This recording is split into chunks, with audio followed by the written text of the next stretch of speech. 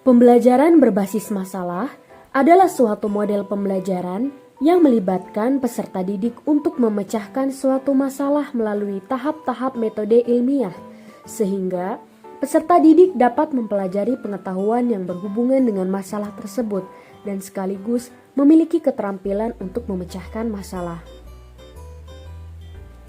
Agar tujuan pembelajaran dapat tercapai dengan konsisten, maka masalah yang dibuat harus bersesuaian dengan kurikulum, disesuaikan dengan peralatan yang ada, dan memunculkan masalah dari peserta didik yang realistis dan sesuai dengan fakta-fakta empirik di lingkungannya. Semakin dekat masalah itu dengan lingkungannya, maka akan semakin mudah bagi peserta didik untuk mengerti dan memahami masalah dan lebih cepat memperoleh jawaban dan jalan keluarnya. Ciri-ciri pembelajaran berbasis masalah. Yang pertama, pembelajaran berbasis masalah sebagai sebuah rangkaian kegiatan, mulai dari perencanaan, pelaksanaan, sampai evaluasi. Dalam proses pelaksanaan pembelajaran, peserta didik tidak hanya sekedar mendengarkan, mencatat, kemudian menghafal materi pelajaran, akan tetapi diharapkan aktif untuk berpikir, berkomunikasi, mencari, dan mengolah data sampai akhirnya menyimpulkannya. Kedua, pembelajaran berbasis masalah menempatkan masalah sebagai kata kunci dari proses pembelajaran. Oleh karena itu, pembelajaran dapat dilaksanakan apabila masalah sudah ditemukan. Tanpa masalah, tidak mungkin ada proses pembelajaran. Pendidik diharapkan memberi peluang bagi peserta didik untuk menemukan masalahnya sendiri. Ketiga, pembelajaran berbasis masalah bagaimanapun juga tetap dalam kerangka pendekatan ilmiah dan dilakukan dengan menggunakan pendekatan berpikir deduktif dan induktif. Proses berpikir ini dilakukan secara sistematis dan empiris.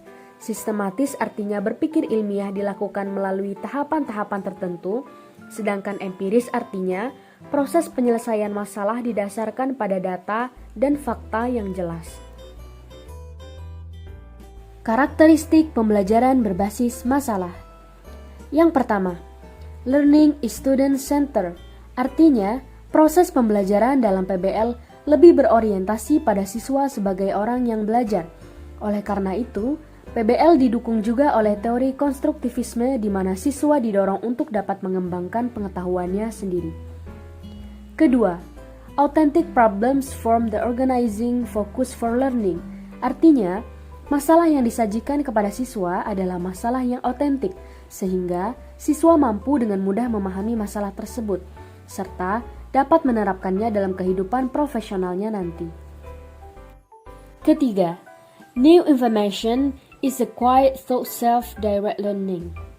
Bahwa dalam proses pemecahan masalah, seringkali siswa belum mengetahui dan memahami semua pengetahuan prasyaratnya, sehingga siswa berusaha untuk mencari sendiri melalui sumbernya, baik dari buku atau informasi lainnya. Keempat, learning occurs in small groups. Agar terjadi interaksi ilmiah dan tukar pemikiran dalam usaha membangun pengetahuan secara kolaboratif, maka PBM dilaksanakan dalam kelompok kecil, yakni kelompok yang dibuat untuk menuntut pembagian tugas yang jelas dan penetapan tujuan yang jelas. Kelima, teachers act as facilitators, artinya pada pelaksanaan PBM, guru hanya berperan sebagai fasilitator. Namun, walaupun begitu, guru harus selalu memantau perkembangan aktivitas siswa dan mendorong siswa agar mencapai target yang hendak dicapai. Langkah-langkah pembelajaran berbasis masalah. Yang pertama, menyadari masalah. Dimulai dengan kesadaran akan masalah yang harus dipecahkan, kemampuan yang harus dicapai peserta didik adalah peserta didik dapat menentukan atau menangkap kesenjangan yang dirasakan oleh manusia dan lingkungan sosial. Yang kedua, merumuskan masalah. Rumusan masalah berhubungan dengan kejelasan dan kesamaan persepsi tentang masalah dan berkaitan dengan data-data yang harus dikumpulkan. Diharapkan peserta didik dapat menentukan prioritas masalah. Yang ketiga, merumuskan hipotesis. Peserta didik diharapkan dapat menentukan sebab akibat dari masalah yang ingin diselesaikan dan dapat menentukan berbagai kemungkinan penyelesaian masalah. Yang keempat, mengumpulkan data. Peserta didik didorong untuk mengumpulkan data yang relevan. Kemampuan yang diharapkan adalah peserta didik dapat mengumpulkan data dan memetakan serta menyajikan dalam berbagai tampilan sehingga sudah dipahami. Kelima, menguji hipotesis. Peserta didik diharapkan memiliki kecakapan menelaah dan membahas untuk melihat hubungan dengan masalah yang diuji.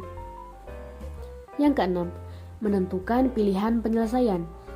Kecakapan memilih alternatif penyelesaian yang memungkinkan dapat dilakukan serta dapat memperhitungkan kemungkinan yang dapat terjadi sehubungan dengan alternatif yang dipilihnya.